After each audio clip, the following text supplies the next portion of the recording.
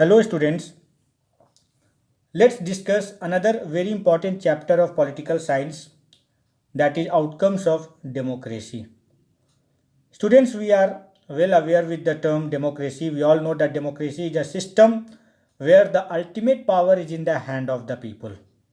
Democracy is a system where the government is elected by the people, where the peoples are having maximum rights and freedom, where people have the right to control the government, to dictate the government, and to criticize the government if it does not work properly.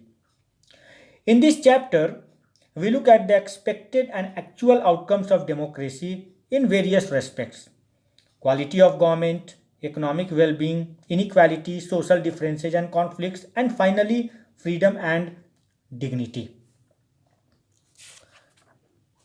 Students, we generally face the dilemma that democracy is seen to be good in principle but felt to be not so good in its practice.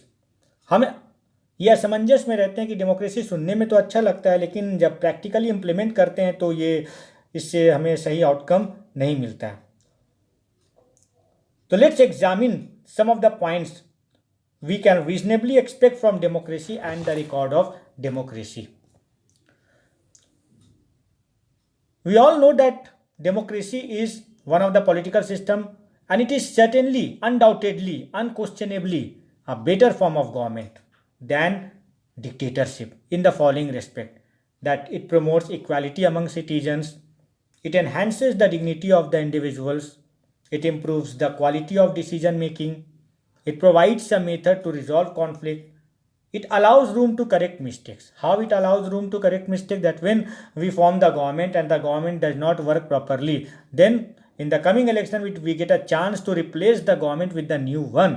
We will not vote for that political party who is running the current government. We will vote some other political party who forms a new government. So democracy time to time allow us to correct whatever mistakes we has done in selecting a government. So it is because of these features and outcomes that in today's world more than 80% of the total countries, they are following the democratic system. So in democracy, we all know that people have the right to choose their rulers, people can participate in decision making and are free to give their own views. And democracy produces such type of government which are accountable, which are responsive, which are legitimate. Democracy makes the government accountable. Accountable means responsible government. Responsibility, it is the duty and responsibility of the government. We can say that democracy instills a sense of duty and responsibility in the government to work for the welfare of the people. Government know very well that the people have given the power to her, and it is the duty of the government to work for them. तो accountability democracy में होती है और किसी system की सरकार में नहीं होती है. सरकार, the government is bound to work for the people. Then government is also responsive. In democratic government the government responds to the needs and expectation of its citizen. Then there is transparency in the working of the government, that citizens can examine that decisions made are based on norms and procedures. Citizens have the right to examine the process of decision making. In our country, in 2009, we have been given the right to information, under which we can now seek any information from the government regarding its working. And government is bound to share information with us because now the right to information has become a fundamental right. So this RTI has enhanced the transparency in the working of the government. Democracy also produced legitimate government. We all know what is legitimate government: that government which is consented, which is approved, which is sanctioned by the people. Then we compare democracy with dictatorship. And we all know that in dictatorship, quick decision is taken. In democracy, there is delay due to negotiations and deliberations. In democracy, there is no transparency. In democracy, there is greater transparency. Government discuss the matter before the public. And in dictatorship, it is being found that the rate of economic growth is higher than that of democracy. कि dictatorial country में developmental growth थोड़ा ज़्यादा होता है, लेकिन अगर democracy में developmental wait कम है तो इसमें डेमोक्रेसी का कोई दोष नहीं है। देखिए, पहली बात तो आप ये जान लीजिए कि democracy is not a solution to the problem. Democracy is not a panacea. Democracy is just a form of government which creates condition for achieving something. And if you talk about economic development depends upon several factors. It depends upon country's population, it depends upon global situation, it depends upon the cooperation from other countries, economic priorities adopted by the countries, policies and programs, and its effective implementation by the government. So if any country is poor, that is not attributed to its political system. Because if this happens, then in every democratic country we will find a great poverty and vulnerability. But that is not the case. That is not going on. So maybe in dictatorship, see this chart, it is on the basis of this that a conclusion is drawn that in dictatorial country, the rate of economic growth is higher than that of democratic country. The rates of economic growth for different countries 1952 during the period of 1950 to 2000, all democratic regimes growth rate is 3.95, in dictatorial regime 4.42. Poor countries under dictatorship is growth is slightly higher 4.34 than that of the poor countries under democracy, which is just 4.28. So we are talking about dictatorship. What is this dictatorship? A dictatorship, we all know, is a type of government in which a single person or party has absolute power. And there are various types of dictatorship. There is one-man dictatorship where one man is ruling, controlling the whole affair of the government. There is a party dictatorship where one party is controlling the government. There is military dictatorship where military is controlling the government, like that of Myanmar. Then there is kingship democracy where king is ruling over the country. King and princes are ruling over the country and they are taking all the important decisions. So though there are various forms of democracy, but in all, there are various forms of dictatorship, but in all these forms, one thing is common, that the ruler or party has complete control, the peoples are having limited rights and freedom, the rights of the people are suppressed, and there is no transparency in the working of the government. It is because of this that we give more points to democracy than that of dictatorship. Then if we talk about economic inequality, yes, it is being found in many democratic countries that there is a lot of economic inequality. Poverty and vulnerability are there in a democratic country. We cannot equate Mukesh Ambani with these children, with these slum boys who are having their home in the pipeline. Mukesh Ambani से इन बच्चों का compare आप कर सकते हो? बिल्कुल नहीं। ऐसे लाखों बच्चे आपको मिलेंगे मेट्रो शहर में जिनके फैमिली के पास घर नहीं है, स्ट्रीट में रहते हैं, पाइपलाइन में रहते हैं, वही उनका घर है, वही उनकी दुनिया है. There are millions of such type of children who are not getting properly 2 square meal a day. And you will also find some of the person like that of Mukesh Ambani, who is having enormous property. He is having the property equivalent to the GDP of some small countries of this world. So why there is such gap? Why some persons are ultra rich and most of the persons are ultra poor?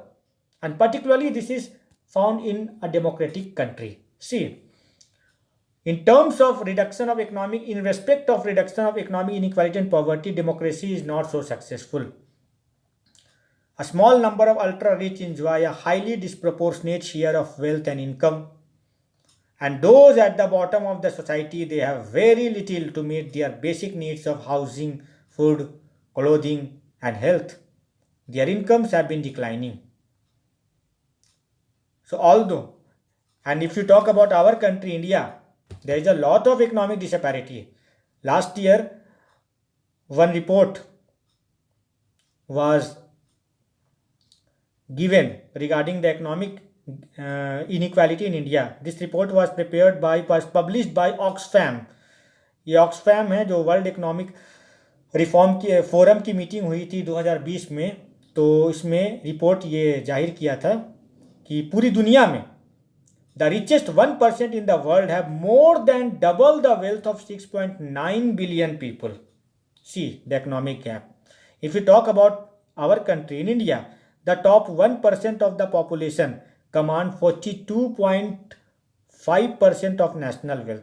मतलब जितना भी India में property है, wealth है, उसका 42.5% property सिर्फ 1% लोगों के हाथों में है. The wealth of the top 9 Indian billionaires is equivalent to the wealth of the bottom 50% of the population, and 10% of the population holds 74.3% of the total national wealth. India में 10% की आबादी के पास जो है ना पूरे वेल्थ का 74%, मतलब इंडिया में जितना भी पैसा है उसका 74% पैसा सिर्फ 10% लोगों के हाथों में है. You can imagine the intensity of economic disparity in our country. So although the poor constitutes a large portion of voter, गरीबों की संख्या हमारे देश में ज़्यादा है, still the democratic elected governments are not so keen to address their problems. Then regarding accommodation of social diversities, it is expected that democracy should produce a harmonious social life. मतलब ऐसा सोशल लाइफ जहाँ सब लोग मिलजुल के रहते हैं. इस मामले में डेमोक्रेसी का रिकॉर्ड बहुत ही अच्छा है. वैसे no society we all know that can fully and permanently resolve conflicts among different groups. In every society you will find the conflict is going on. But democracy, we expect from democracy to resolve the conflict in a peaceful manner. Democracy is not simply ruled by majority opinion. The majority needs to work with this is a very important point. The majority needs to work with the minority so that the government function to represent the general view. Yes, we all know that government is formed by the majority, but the majority should not impose her culture and we can say ideology upon the minority. जैसे श्रीलंका में हो रहा था ना, वहाँ पे majoritarian government majority की बनी और वो मेजॉरिटेरियनिज्म को फॉलो करने लगी और देख रहे कि माइनॉरिटी को क्रश किया जा रहा था और माइनॉरिटी पे मेजॉरिटी वाले अपना कल्चर थोप रहे थे. This negates the principle of democracy. This is against the principle of democracy. Okay. In a democracy, the rule by majority should not become rule for majority. It should be the rule for all. Okay. It is necessary that rule by majority does not become rule by majority, particularly in terms of religion, race, or linguistic groups. Decision making should involve different persons and groups. Okay. Democracy remains democracy only as long as every citizen has a chance of being in majority at some point of time. So in this matter, in the field of accommodation of social diversity, in many countries we find that democracy has a very good record. And democracy has a good record also in respect of promoting dignity and freedom of the individual citizens. In fact, we can say that democracy stands much superior to any other form of government in promoting dignity and freedom of the individual. Democracy, though, fails to provide economic equality, but democracy certainly provided political equality. It has given the rights and freedom to each and every individual citizens, whether he is a rich person, very rich person, poor person, or very poor person. So democracy respects the dignity and freedom of every individual citizens. It also recognizes the importance of giving respect to and equal treatment of women. And the same is true for caste inequalities. In India, democracy has strengthened the claims of the disadvantaged and discriminated caste for equal status and equal opportunities. हमारे democracy में, हमारे India के democracy में जो backward section के लोग हैं, down trodden sections के लोग हैं, उनको भी अपने अधिकारों के लिए लड़ने की ताकत डेमोक्रेसी ने दिया है. वो भी अपने अधिकारों के लिए सरकार से प्लीड कर सकते हैं और सरकार उनके डिमांड को पूरा भी करती है. रिजर्वेशन के मामले में हम देख सकते हैं कि the ST, SC and OBC have got reservation after a long struggle, and this has become possible only in a democratic country. If India had a democratic dictatorial system, then reservation would not have been given to these sections. It is because of democracy that the minorities, that the downtrodden section, the disadvantaged communities have got certain concessions and privileges from the government. Because democracy not only talks about equality, it also talks about equity. It talks about raising the standard of living of the people, particularly those who are very backward. And with that, in order to achieve this objective, the government should provide incentive and concession particularly to the poor people. और आज हम देखते हैं कि हमारे देश में गरीबों को खासकर एक्स्ट्रा प्रिविलेज दिया जाता है. पीडीएस में उनको बहुत कम पैसों में उनको राशन दिया जाता है, उनको रिजर्वेशन मिला हुआ है. अभी रिसेंटली हमारी सरकार ने आयुष्मान योजना के तहत गरीबों के लिए हेल्थ इंश्योरेंस प्रोवाइड किया. 5 लाख तक का, अगर जिन गरीबों के पास राशन कार्ड है ना, जो बीपीएल से बिलोंग करते हैं, वो 5 लाख तक का हेल्थ इंश्योरेंस उनके लिए सरकार करवा दी. मतलब कि इलाज 5 लाख तक का इलाज वो लोग करवा सकते हैं. तो डेमोक्रेसी है, it is the democracy which allows the government to provide these privileges and concession to the people. So in the respect of dignity and freedom of the individual, we find that democracy's record is much better than that of other political system. Okay students, so these are the important points of the chapter which you have to learn for your final examination point of view, and I hope that you have understood the chapter. And next time we will talk about some more chapters. We will discuss some more chapters. Okay students, thank you.